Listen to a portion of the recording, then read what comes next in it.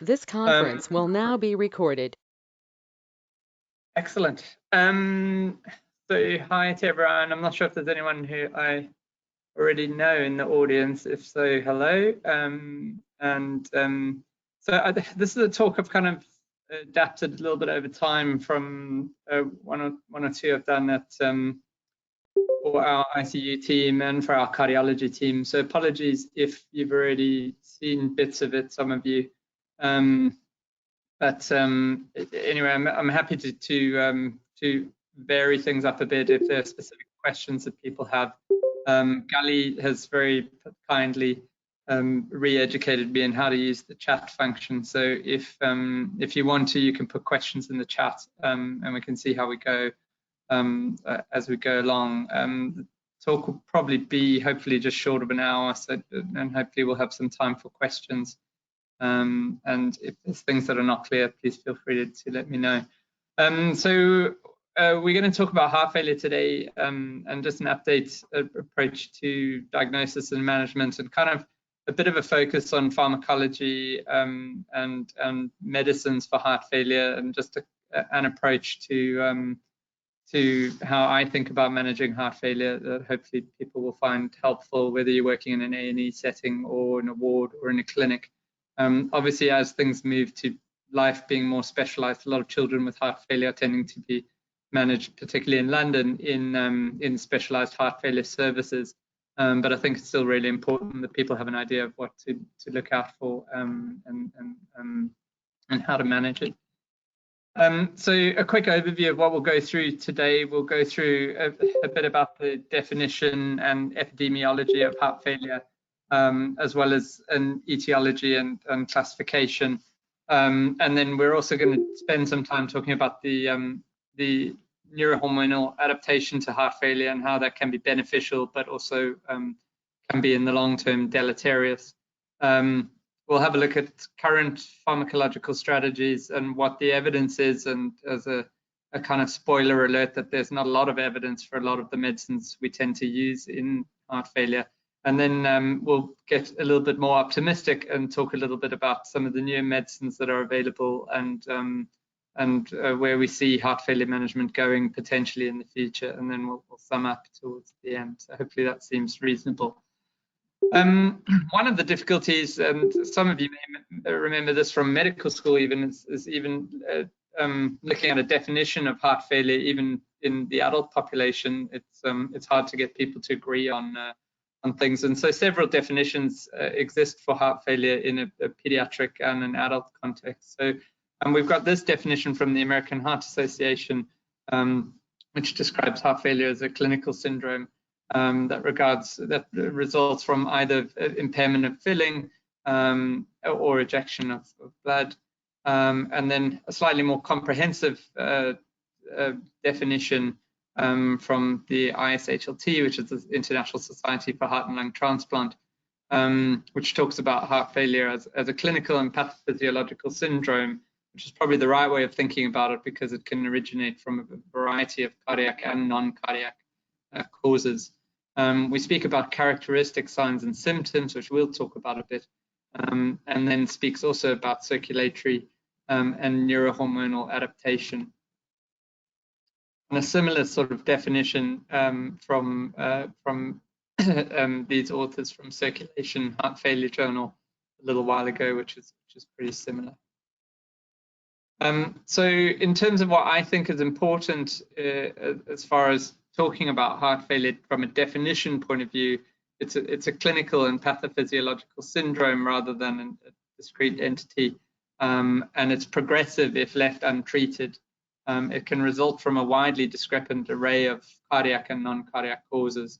And the two sort of key pathophysiological features to me are either reduced systemic or pulmonary output, or provision of adequate output, but at the expense of higher filling pressures. And higher filling pressures we can roughly equate, for the purposes of this talk, to venous congestion.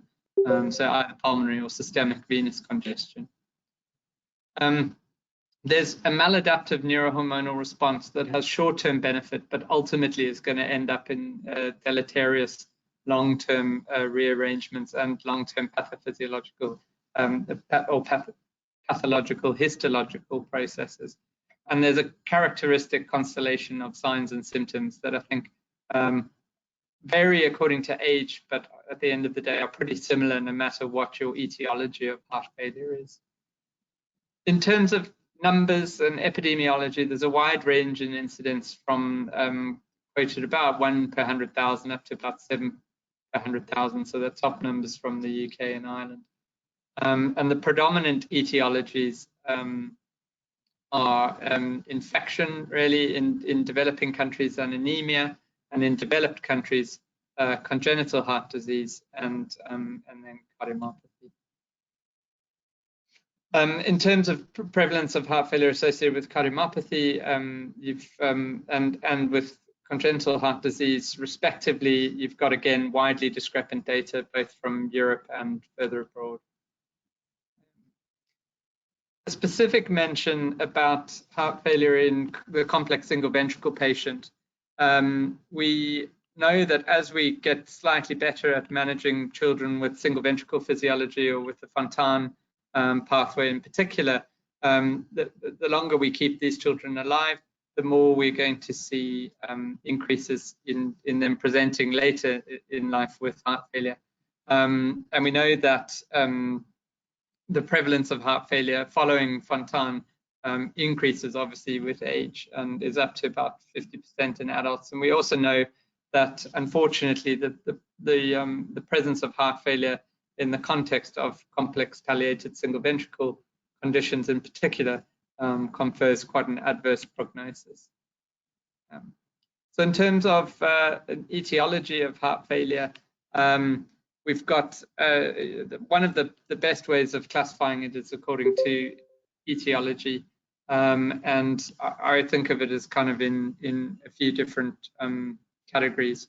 So reduced contractility is the prototypical cause of heart failure in children, and obviously dilated cardiomyopathy and myocarditis are the prototypical examples of that.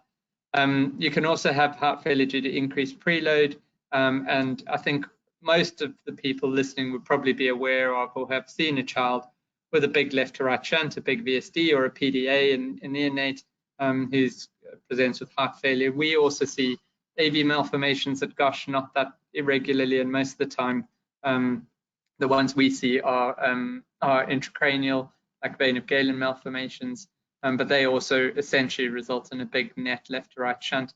And then you've got increased afterload as a cause of heart failure. So from the left side, we think of aortic stenosis or coarctation or other obstructive lesions, and then hypertrophic cardiomyopathy. And then on the right side, you've got either pulmonary stenosis or pulmonary hypertension.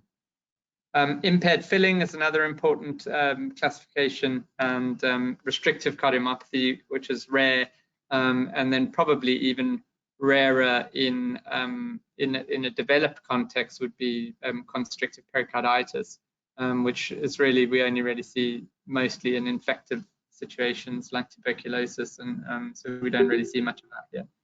And then the last category is an important one to remember, which is in the context of essentially a relatively normal heart, increase in metabolic demand can result in heart failure, even in the context of an anatomically normal cardiovascular system. And again, anemia worldwide is probably the best example of that, but also sepsis and hypoxia, which would result in heart failure as a result of decreased substrate delivery. So in terms of the neurohormonal response to heart failure, so evolutionary-wise, the response to heart failure is really part of the body's response to reduced mean arterial pressure or reduced cardiac output. And so if we think of sort of 1,000 years ago, well, the most common cause of reduced mean arterial pressure or reduced cardiac output would either be blood loss or an acute infection. And so from that perspective, it's advantageous for the body to try and maintain mean arterial pressure and maintain cardiac output in whatever way it could, in the hope that whatever the stimulus was that was causing the problem would go away. The problem with heart failure is that obviously the underlying heart failure doesn't go away in time. And so although the short-term benefits of neurohormonal adaptation are increase in cardiac output and maintenance of mean arterial pressure, these come at the expense of other problems. And so when your heart failure doesn't go away, then the deleterious side effects become more and more of a problem. The neurohormonal response is relatively independent of etiology, and so no matter what of the mechanisms that we spoke about earlier, you'll end up with the same sort of neurohormonal response, and it involves multiple organs and signaling pathways. So of these, there are probably two that are the most prevalent. The one is the sympathetic nervous system response, and the other will be the renin-angiotensin-aldosterone system. So if we look first at the sympathetic nervous system, the beneficial features again are increased heart rate and increased stroke volume, and that leads to increased cardiac output, seeing that cardiac output is simply a product of those two things. And then obviously, because mean arterial pressure is derived from cardiac output and systemic vascular resistance, those two things are elevated as part of the sympathetic nervous response, and so it leads to an increase in mean arterial pressure. And the reason that you have sympathetic nervous output in heart failure is because of baro and chemoreceptors in the body, which essentially work off the fact of decreased substrate delivery and decreased mean arterial pressure. The long-term deleterious effects of the sympathetic nervous system are an increase in work for the heart, because increased systemic vascular resistance means increased afterload, and increased cardiac output and increased stroke volume also equate to increased myocardial work. Myocardial work is roughly equivalent to wall stress in the heart as well, and so the more work you're doing and the more stretch on the heart, the more the wall stress, and the wall stress results in cardiac remodeling, which is essentially fibrosis and apoptosis and not good things happening in the ventricles. And then also there's the effect of chronic tachycardia, which is not good for myocardial oxygen demand, and it additionally confers an arrhythmic burden or a potential for arrhythmia in a child who may already have a potential for a worrying arrhythmia. So the end result of sympathetic nervous system response is a vicious cycle of increase in neurohormonal output, followed by progressive increase in myocardial oxygen demand, and leading to ventricular hypertrophy and fibrosis. It's very difficult to correct that cycle once you're in it. So likewise, the renin-angiotensin-aldosterone system results from renal hyperperfusion, which then causes renin release from the juxtaglomerular cells and results in finally in angiotensin II production. And angiotensin II production basically has three main effects. The one is vasoconstriction, which, as you probably have figured out by now, leads to increased afterload. Aldosterone release, which is itself also a vasoconstrictor but causes sodium and water retention, and then also myocardial remodeling. So we've spoken a little bit about myocardial remodeling as being a pathological process of fibrosis, hypertrophy, and apoptosis of myocardial cells. So the end result of renin-angiotensin-aldosterone release is an increase in volume load on the heart, and then myocardial hypertrophy and fibrosis and diastolic dysfunction. So for all the badness that happens, there must be some positives to neurohormonal adaptation, and the natriuretic peptide pathway is about the good news that we have on this front. So the natriuretic peptides are predominantly produced by cardiomyocytes in response to either a pressure or a volume load, and they result in either by an independent pathway or by inhibition of the renin-angiotensin-aldosterone system and the sympathetic nervous system. So they result in natriuresis, diuresis, and vasodilatation, and they also have a direct effect on what we call reverse remodeling of the myocardium. So natriuretic peptide pathway is beneficial.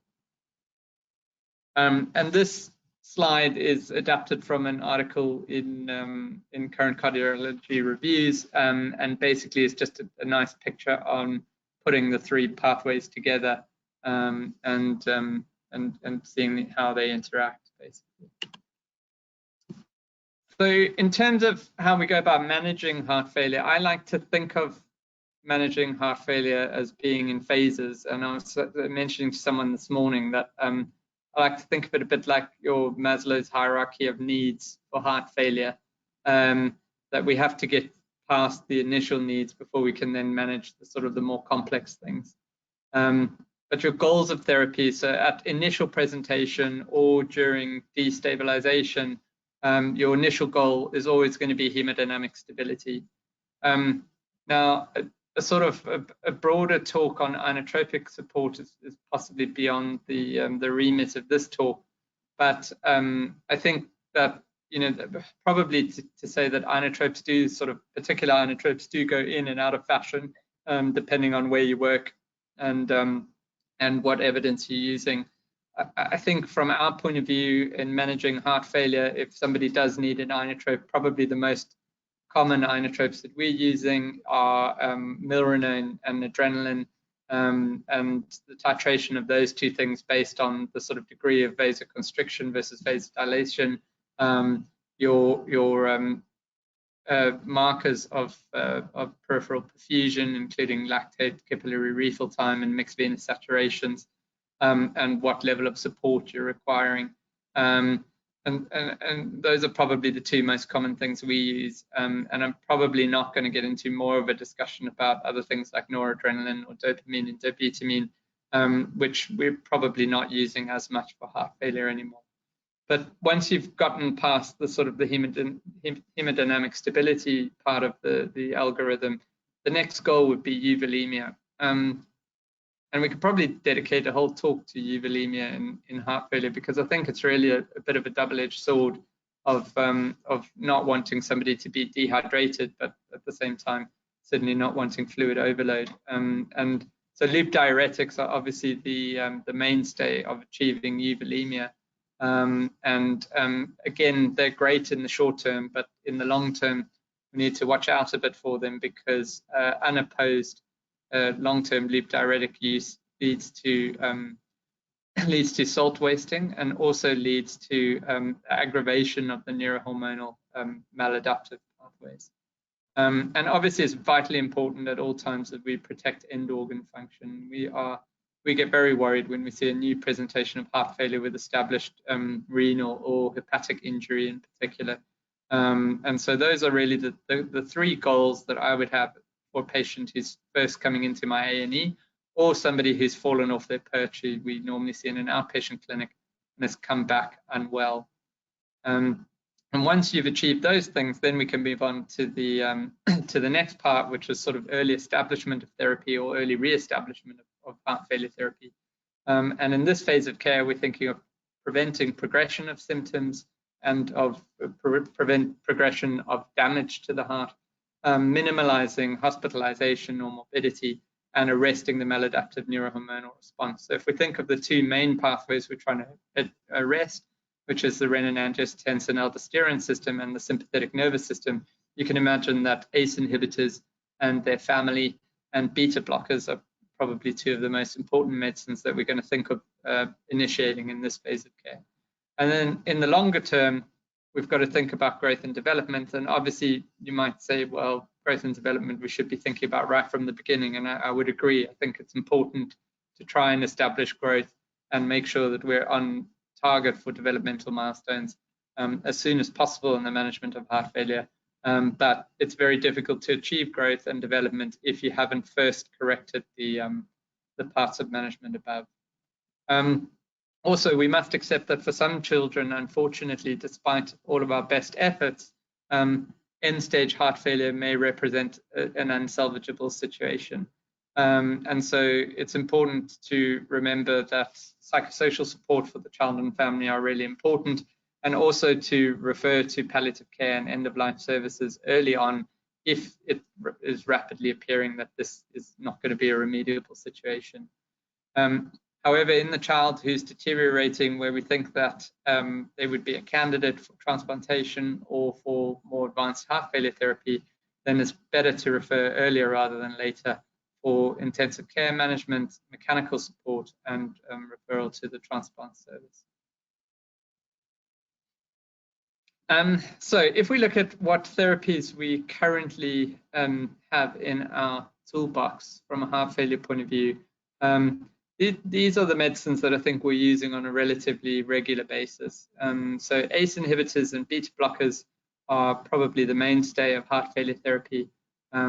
Diuretics, so we have loop diuretics and other classes of diuretics. We have aldosterone antagonists, and I think anybody who's managing heart failure, I'd really like you to think of something like spironolactone as being used as an aldosterone antagonist rather than as a diuretic, because we have other medicines that we can use for diuretic. But it's really important to include this as a drug on its own because it has important anti-fibrotic effects for the heart, and again can work in conjunction with an ACE inhibitor for reverse remodeling. Digoxin, which is not everybody's cup of tea, but we tend to use a fair bit of, and we find it quite useful as an add-on to an ACE inhibitor for a child who's got quite advanced heart failure and in whom you might not be confident to initiate beta blocker. And anticoagulation is important. So for most of our children who have moderate to severe heart failure, we'd like them at least to be on some aspirin. And obviously critically ill children who would need more anticoagulation, and children with very poor function. And then ivabradine, which I've included because we've started to use it for a few years now, although it might be that a lot of people are not particularly aware of ivabradine. So I'll talk a little bit more about ivabradine later as a specific rate control agent, because rate control hasn't really come into my pyramid, but it is also another important part of management of heart failure. So we'll start to look at where the problems are for pediatrics. So if we have a look at the state of the evidence for the management of adult heart failure, you'll see this is sort of just a summary of the big randomized controlled trials that we have for adults. And so you'll see a few familiar names: ACE inhibitors, beta blockers, calcium channel blockers, aldosterone antagonists in one shape or form, and pretty good evidence for a fair number of these medicines. Although you'll see even in adult heart failure, some of these drugs have quite wide confidence intervals for their hazard ratios, and but overall quite good evidence. And in pediatrics, unfortunately, we struggle a bit, as I think we do in a lot of other conditions where we just don't have the numbers that they do in adults. So this is just a brief look at 4 of the sort of seminal trials for pediatric heart failure that we have to date in terms of therapy. So this first one was comparing ACE inhibitors with digoxin for children with dilated cardiomyopathy. And you'll see there was benefit to ACE inhibitors. Then carvedilol was trialed in 2007 with some limitations in terms of the study, but essentially no improvement. And if you have a look at the numbers, so adults routinely recruit thousands of patients into their heart failure trials, and you'll see that the numbers in all of these trials are quite small. So carvedilol, we'll talk a little bit more about later, but basically has not shown much benefit in that trial. Enalapril for single ventricle, because that's another important thing that we think about. And you can see that this trial, published in Circulation in 2010, showed no benefit for enalapril in the single ventricle patient with a systemic right ventricle. Now, again, there are people who would still argue that you should use an ACE inhibitor in heart failure for children with a systemic right ventricle. But you basically, if you do that, you're basing it off very little evidence.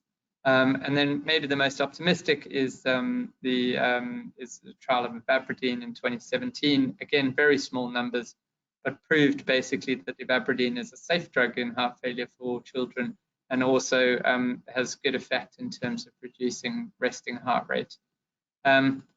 So the problem with a lot of the pediatric trials is that what we have to do is use data from adult medicine to say that the medicine is effective in adults, and then use safety data from the pediatric trials to say that in the smaller numbers of children that we've seen, the drug is safe in children, and then we use it as on a combination of that sort of indication.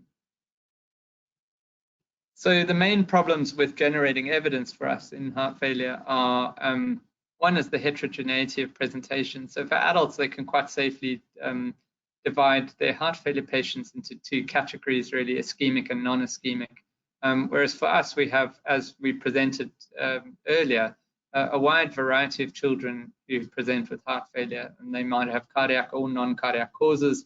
They may have widely discrepant cardiac causes, ranging from single ventricle patients to straightforward, as you might say, dilated cardiomyopathies, to children with a combination of dilated and restrictive cardiomyopathy. So it's really hard to get enough numbers of small bunches of children with the right diagnosis to make any meaningful conclusions. And identifying clinically relevant outcomes with a high enough event rate in children is also difficult. And obviously there are increased ethical concerns in doing pediatric trials. And so enrollment is often difficult for us with pediatric patients compared to adult patients. So how do we do it? So like I said earlier, you've got to extrapolate from adult data. You've got to follow established plausible pathophysiological pathways, and then rely on carefully designed pediatric trials where you've just really got to control your outcomes quite carefully in order to generate any meaningful data. And probably the best data we have and will have will be multi-center studies. I think single-center studies are just really going to struggle to generate enough power to give us any data about any newer medicines. So a little bit more in depth about the medicines that we have. So our old favorites are ACE inhibitors and beta blockers. So let's talk a little bit about them to start off with. So ACE inhibitors, we've got robust adult data, and there's at least some pediatric evidence for benefit in morbidity and mortality. And they are currently our first-line therapy. So we'd be very keen for a child, as soon as they come off ACE inhibitors, come off inotropes, to get onto ACE inhibitors really quickly. There's no proven benefit in the systemic right ventricle, and we've got to be careful with ACE inhibitors because if we up-titrate them too quickly, we can end up with hypotension, we can end up with renal dysfunction, and we can end up with electrolyte derangements. Beta blockers are probably number 2 for us, but the problem is, although they have really good adult data in heart failure, the evidence in pediatrics is limited and often conflicting. There's some benefit, or some putative benefit, for beta-1 specific agents. So bisoprolol would be the sort of the prototypical beta-1 specific agent. And also some of the newer beta blockers that are vasodilatory, and carvedilol would fall into that category. So I think most of our pediatric patients are on carvedilol, but again, like I showed you earlier, there's not great evidence for that. In terms of ACE inhibitors, a lot of our smaller patients are on captopril because it's very difficult to dose some of the other ACE inhibitors accurately in small children, and also because we worry about hypotension in small children, giving a long-acting ACE inhibitor could end up with a low blood pressure for a long period of time. Older children, once they get to school age or before even, you'd certainly want to get them across to something like enalapril, which is a once or twice a day medicine, or lisinopril, which is a once a day medicine, as soon as possible. So just a quick word on loop diuretics, and just some interesting stuff from adult literature.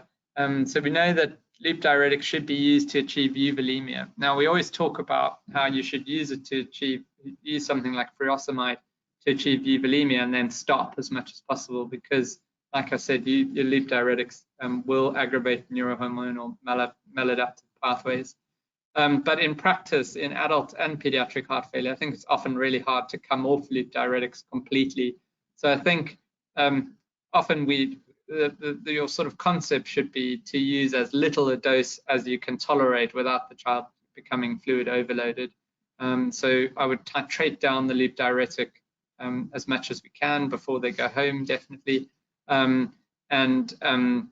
certainly not use it unopposed. So no heart failure patient should ever be on a loop diuretic on its own without having spironolactone added, because the neurohormonal effect of furosemide, without opposition by renin-angiostensin and aldosterone angiotensin blocker, would be not advised. And then just a little word on pharmacokinetics of loop diuretics, which is really interesting. The paper actually in the BMJ, I think from a year or two ago, that I'm not sure we've all really sat up and taken notice of, is that loop diuretic receptors are basically binary. They're either on or off. And so the concept of sort of tweaking doses and going slightly up or down on a loop diuretic has got very little pharmacokinetic basis. So instead of thinking of sort of titrating a loop diuretic to effect, I think we should probably be thinking more about a dose as being either worthwhile or not worthwhile, so either therapeutic or subtherapeutic. And there's little point in tweaking up and down beyond this. And I think what I would like to build in is the concept of you use chronicity to titrate to effect rather than dose. So if somebody is not diuresing enough on a BD dose, then it's important to try as much as possible to see, is that because they're actually passing urine on that dose, but you're not giving it often enough, or is it that the dose is subtherapeutic? So things like asking parents to check wet nappies or nurses to check wet nappies after you've given a dose of loop diuretic to know whether in the few hours after giving the diuretic it's actually effective or not can be quite beneficial. Often that's hard to do in a busy pediatric ward, to ask the nurse to sort of give you an impression of whether the baby's weeing more after the freezomide or not. But I think just having that concept in your head, that if you're getting sort of a little bit of diuresis with like 5 milligrams of freezomide, going up to 7.5 is probably not going to help you. And at the same time, if you're getting a diuretic effect but the baby is still putting on weight, then you should look at increasing the frequency of the dose rather than increasing the dose. The threshold for the receptors may change with the change in the patient's clinical condition. So if they go into renal failure or the albumin drops, that might change, but then they should reestablish kind of a new baseline. In adult literature, there's also increasing evidence that IV has no benefit over enteral freezomide, even in the context of an edematous patient, and also that an infusion is not better than bolus therapy. However, I think a lot of our ICU colleagues might argue with that, and I think that's sort of still up for debate in the pediatric literature. So I guess I've probably blared a little bit into this slide in terms of how to dose loop diuretics, but yeah. So I think achieving euvolemia and not going too much over that, but at the same time, I guess slightly conflictingly, we will tolerate an increase in urea and not stop loop diuretics at that point necessarily, and a mild increase in creatinine, but we definitely don't want to push somebody into renal failure. And if you want to get less diuresis, there are other options that we actually maybe don't look at as often in kids, thiazide diuretics and potassium-sparing diuretics. One other point just to note is that if you're starting an ACE inhibitor, you may well change your renal threshold for diuretic, so you may need less diuretic once you start on an ACE inhibitor. Then rate control. So it's something that's becoming more and more important, and I think one of the things to be aware of when you see a child with heart failure is the sort of silent tachycardia that often goes along with heart failure, and so I think that we know about it more in adults, but I see it a lot in our wards of a child who, a 1-year-old child, is bombing along at about 130, 140 beats per minute. But actually, when you examine them, they look quite well, and you might think, well, their heart failure is quite well controlled. But I think there's increasing evidence that we should try to get the heart rate down to a more physiological range. One reason might be because an increase in resting heart rate might reflect that you haven't adequately opposed the neurohormonal pathways that we've spoken about before. But also there's now mortality evidence from adult data showing that increased resting heart rate is associated with increased mortality. So we know that beta blockers and digoxin in pediatric heart failure will help us with rate control. But ivabradine is becoming a medicine that we're using sort of more and more often. And the way I kind of think about this is, if we have the ACE inhibitor as our first medicine, and then you have to think of a second agent to add. If your systolic function and your patient are both quite robust, then a beta blocker is a great second drug. If your patient is clapped out and their ejection fraction is really poor, then you're going to maybe think about digoxin. And kind of for the ones in the middle, where maybe they're not quite sick enough, maybe their ejection fraction, we tend to use digoxin with an ejection fraction of less than 20%. But if their ejection fractions may be mid-range, and maybe they're not quite well enough that you're confident you're going to start a beta blocker without landing them in an ICU with hypertension, then ivabradine is quite useful. So ivabradine is a really interesting drug that controls essentially your sinoatrial node, so the cardiac pacemaker node. And so it has quite a lot of specificity for the tissue around the SA node. So it has no effect on inotropy, and no effect on peripheral vasculature, and it just controls rate. So it's a really good selective rate control agent. It's got really good data in adults, and like I showed you earlier, it's one of the few medicines in pediatrics with reasonable evidence behind it. And we've certainly seen that it's safe in children, and that it tends to lead to an improvement in echocardiographic parameters. And there's also some evidence of improved quality of life and functional class.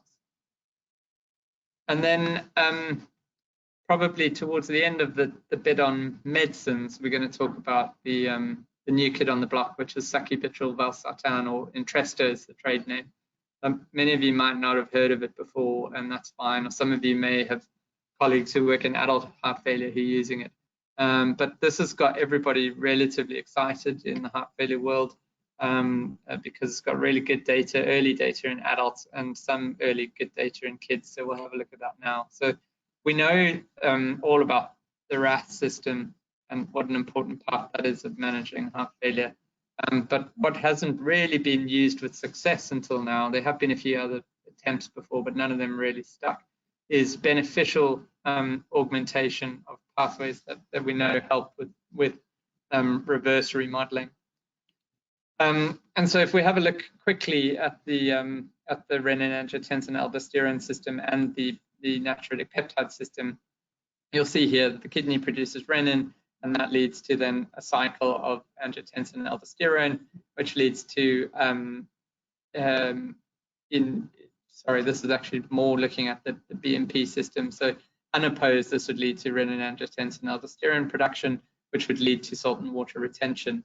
But now the natriuretic peptide pathway essentially inhibits renin release, inhibits angiotensin and aldosterone release, and leads to natriuresis and diuresis, decrease in blood volume, which reduces myocardial work, and also slight lowering of the blood pressure, which essentially also means less myocardial work. So sacubitril valsartan is a combination of two medicines, as you can tell by the name. So Valsartan we know about already as a angiotensin receptor antagonist, and the combination with sacubitril, which is a neprilysin inhibitor. So we know that this is where Valsartan is going to work on the angiotensin part of the cycle, and neprilysin inhibits basically breakdown of BMP. So it's going to lead to increased levels of BMP in the blood, which is then going to have beneficial effects, like we said before. What it does mean is that you can't measure BNP as a marker of heart failure, which we obviously usually do, but we have more moved to measuring N-terminal pro-BNP as a more specific marker of heart failure recently anyway. And the good thing to know is that it doesn't look like NT-pro-BNP levels are falsely elevated by neprilysin inhibition.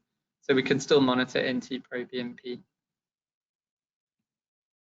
So what's the evidence? So in adults, the first important trial was the Paradigm trial, and a really important trial, 8,500 patients.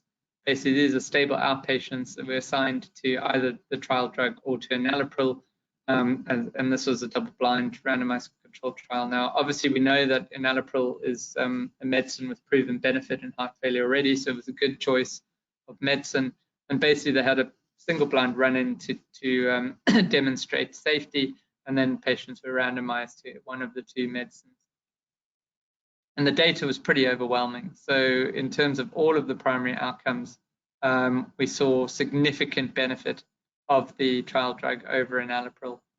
So that's death from cardiovascular causes or first hospitalization for worsening heart failure. And there were also some important findings in the secondary outcomes as well.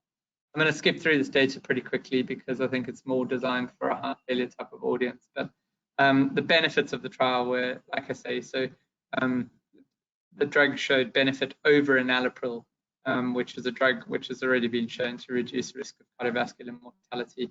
And these patients were already receiving all other drugs known to improve survival. So these were patients on pretty much maximal heart failure therapy, and we saw better outcomes for them. There were some limitations to the trial, which I'm probably going to skip over quickly because they're not particularly relevant to the pediatric population. And then the Pioneer trial, which was a similar sort of study, but looking at patients who were sicker in hospitals. So these are patients who've just come off inotropes or who are in new admission with either a new heart failure or decompensated heart failure. These patients had slightly lower BNPs than the other patients, but were otherwise sort of relatively stock standard, sort of our type of DCM type of patients. And this trial wasn't really demonstrated, it wasn't really done to look at outcomes, but was done to look at safety, and did show very comparable safety to enalapril in terms of the main side effects of renal dysfunction, electrolyte abnormalities, angioedema, that sort of thing. And definite benefit over enalapril in terms of reduction in BNP, which is quite interesting, which is kind of what we were looking for. So what about pediatrics? So pediatrics always lags behind our adult colleagues a little bit, but we are getting there. So the Panorama Trial is currently ongoing with an estimated enrollment of about 360 patients. It's going to be one of the biggest heart failure trials in children ever, and it's basically a very similar trial to the adult one, which is stable outpatients and a randomized double-blind with trial drug versus enalapril. The data is all still preliminary, it's still coming in, but what we have seen, which has been published already, is a definite reduction in BNP versus enalapril and similar safety and tolerability data to adults. So on that basis, we've started to use it in children over 1 year who are symptomatic despite being on all appropriate therapy, including an ACE. And how we would do it would be, we would take them off their ACE and then put them on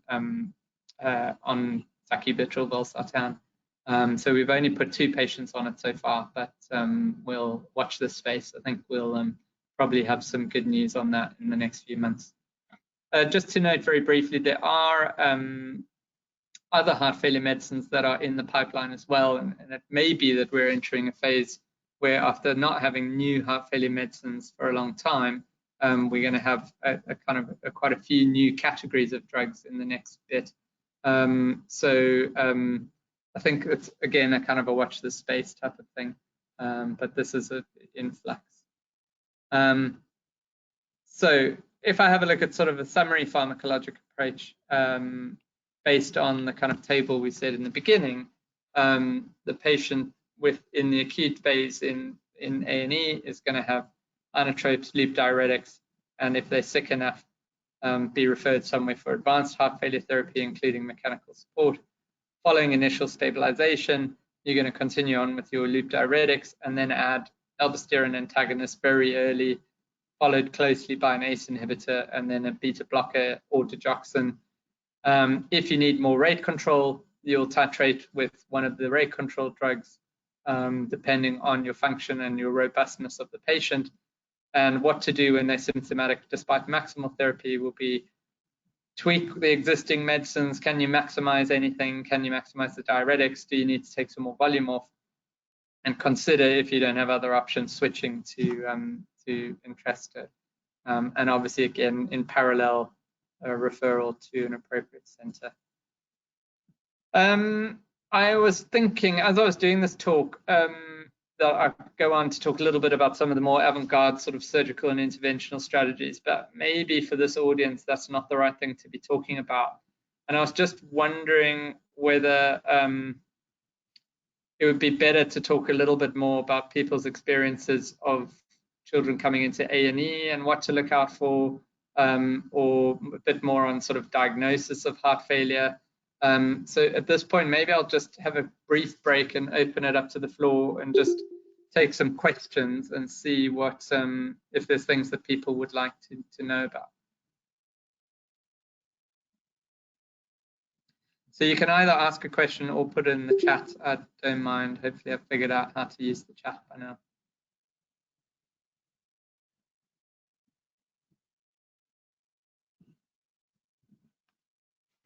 I don't know.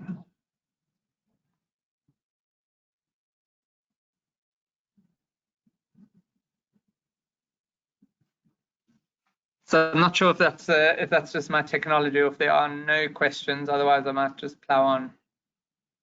I think there might be a question I can't hear, but anyway.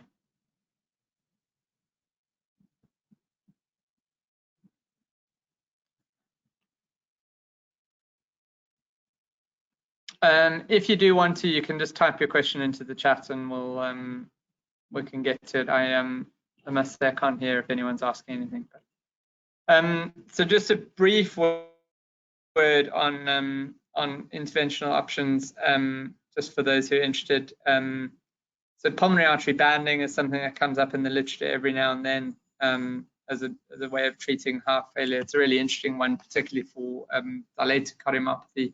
So we've used it in other conditions as a way of sort of training the systemic ventricle. The ideal patient for it would be the smallest patients who theoretically still have a lot of capacity for remodeling and regeneration, and who also we know wait a long time for transplant and are not great on mechanical support. And they obviously, to do a pulmonary artery band, it goes without saying that the right side of the heart needs to be working well, because if the right side's not working, then it's a problem. Although it seems counterintuitive to put a band on the right heart to fix the left heart, there are a few ways that it's meant to work, which include increasing of your right-sided contractility and a shift of the septum to improve sort of interaction between the left and right side of the heart. They also reduce the return of blood to the left side. So it's a little bit like giving a specific diuretic to the left side, and you reduce preload just to the left side.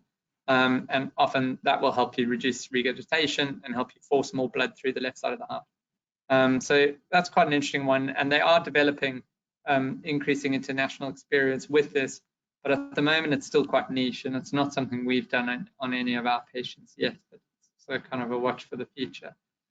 And then the other one is to look at interatrial communications, and I've had experience with one patient with dilated cardiomyopathy where we've done this before that's been successful, where the theory is that if you have a really high left atrial pressure because the left ventricular end diastolic pressure is high, we know that that leads to post-capillary pulmonary hypertension or at least pulmonary venous congestion. And that causes just perpetuation of heart failure. So if you could offload the left atrium and get some blood across to the right side, we know that that means that eventually more blood is going to go forward through the lungs, but it's better to have more blood going forward through the lungs than having a backlog from the left atrium. And so we've had one patient where we've done this on with a child who had a PFO that we could stretch out. And so we had a young girl who we hoped was going to get better because she had myocarditis.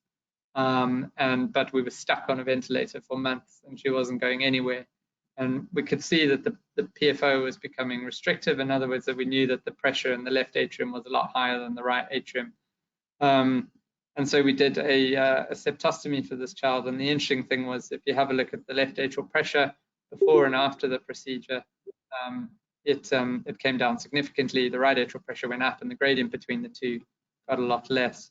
And if you have a look at an X-ray, and these were done, I think, a couple of days apart, you'll see the on the left-hand side, the pre and the post. And I know it may not look that impressive, but we were able to wean her off a ventilator pretty quickly from there. So getting to the end now. So just in terms of the summary, so we know that heart failure is a progressive condition with diverse etiologies, and we know that the incidence and the etiologies range widely according to where you practice things. We've spoken a fair bit about the neurohormonal adaptation and our goals of therapy, and I hope that actually, if there's nothing else that comes out of this talk, it's being goal directed and thinking of which phase of care you are when you're dealing with a patient with heart failure, and thinking of what your goals should be. And we want to arrest the maladaptive neurohormonal response as well as promote long-term growth and development. So as we know, we are in a relatively evidence-thin zone with a lot of this, that ACE inhibitors and beta blockers are the mainstay of our therapy. And we know that we should use loop diuretics when we need them, and when we don't need them, they should be in the background. And the rate control is another important sort of piece of kit. There's some new medicines available, and of those, Entresto is probably the most exciting. And then we know that there are surgical and interventional options. So thank you. All right. So yeah, so that's a good question from Gally, and I guess specific really to our pathway. And I guess the one thing I haven't spoken a lot about is for those of you who regularly work in A&Es and in DGH's presentations of heart failure. And I guess, Gally, maybe if I may, I'll lead into this answer with a little bit of a preamble to say, in terms of signs and symptoms of heart failure, I think the important things to be aware of, because we're coming into winter now, and a lot of you are going to be seeing kids with bronchiolitis left, right, and center. Hopefully not COVID related, but other causes of bronchiolitis. And how do you distinguish the sort of the COVID, the bronchiolitis presentation from a heart failure presentation? So the things that are really important for me when I get a call in someone and you think someone might be in heart failure is liver size. So it's something that's really important. So distinguishing a bronchiolitic patient from a heart failure patient, it's really, if the liver's small, then I can be, if you can't feel a liver edge, if you really can't feel a liver edge, then it's unlikely to be a new cause of heart failure. The other things to look out for would be tachypnea, tachycardia in the absence of respiratory effort, and also tachypnea without significant work of breathing is another one.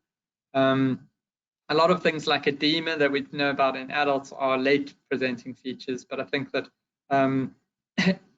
probably the most sensitive things are going to be liver size and auscultation of a gallop rhythm for those of you who feel confident in doing that. Those would probably be the two most important signs. So in terms of referral, and how do we know who needs to move on from a DGH? How do we know who needs advanced therapy? So obviously the patient who's hemodynamically unstable, who's maybe had a little bit of fluid and has not gotten better, or has been a transient responder to fluid and now has gotten worse again, I think needs to be managed in a place that's comfortable giving inotropes and putting people on ventilation.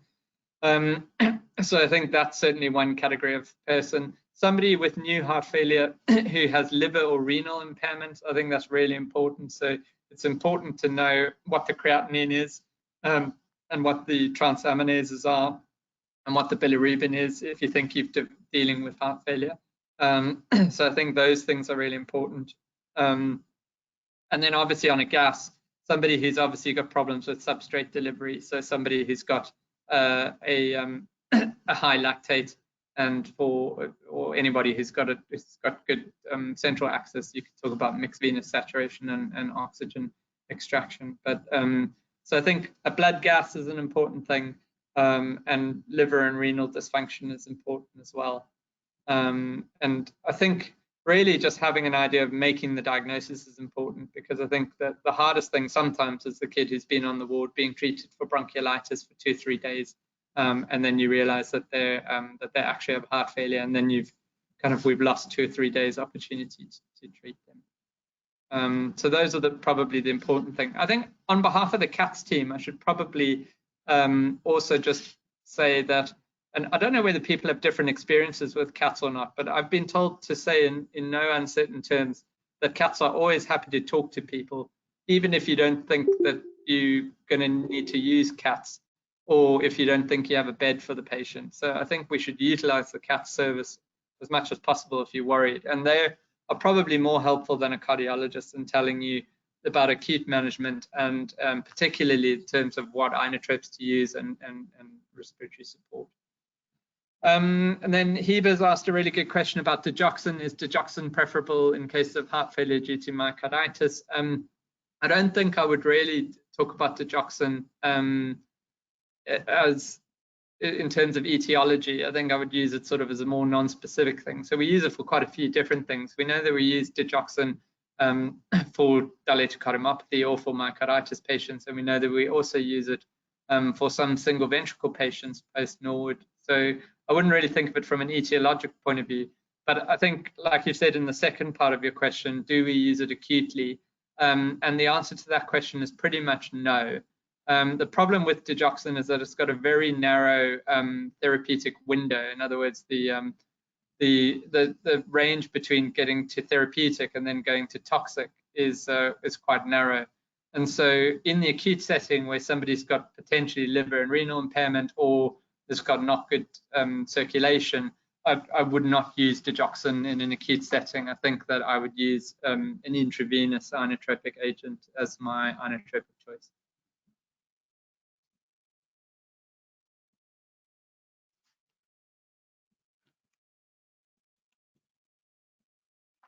So I don't know if there are any more questions at this point.